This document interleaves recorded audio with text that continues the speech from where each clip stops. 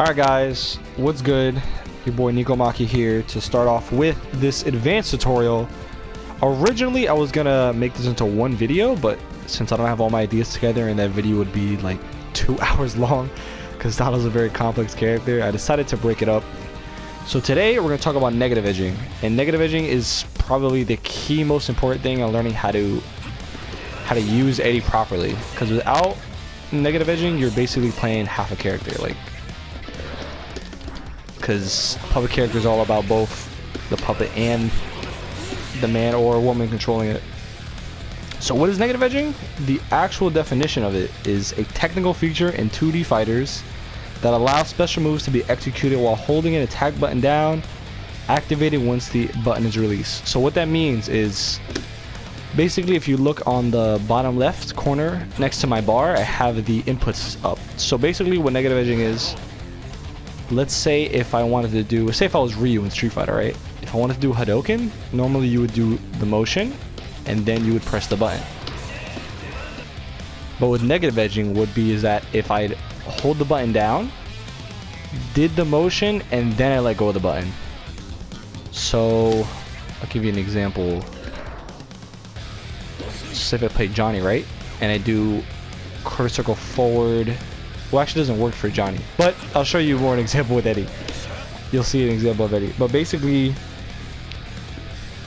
with Eddie, after the initial summon, so let's say if I summon with quarter circle forward or 236 H, Eddie will come out on the screen. If I do it with punch, he'll do the punch.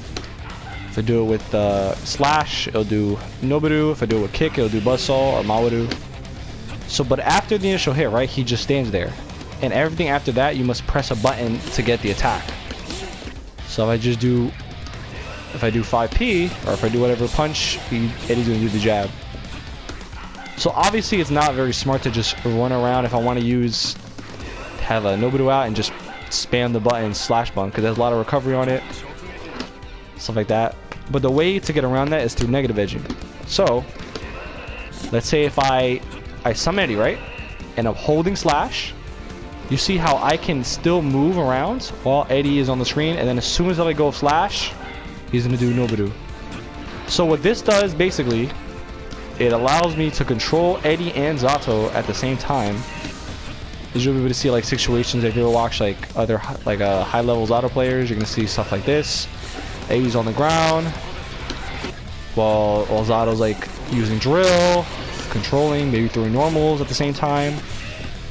But if you keep an eye on the bottom left with the inputs, you see I'm negative edging the entire time. I'm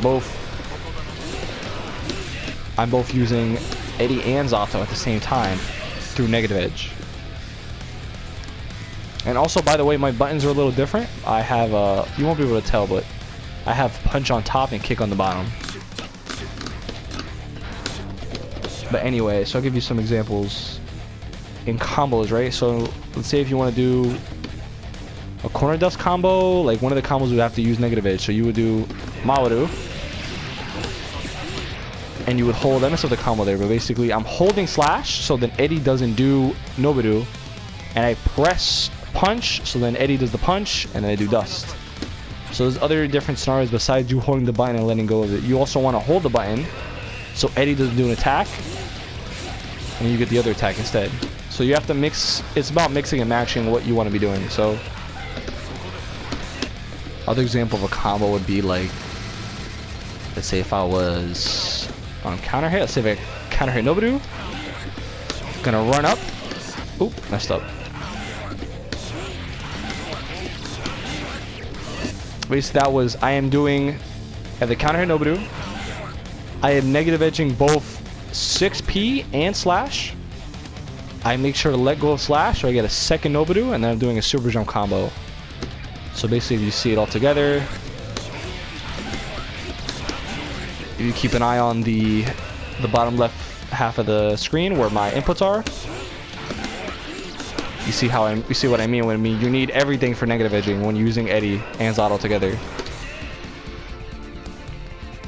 But yeah, that's basically it for negative edge. Please learn how to negative edge if you're gonna play Zato. It's very important.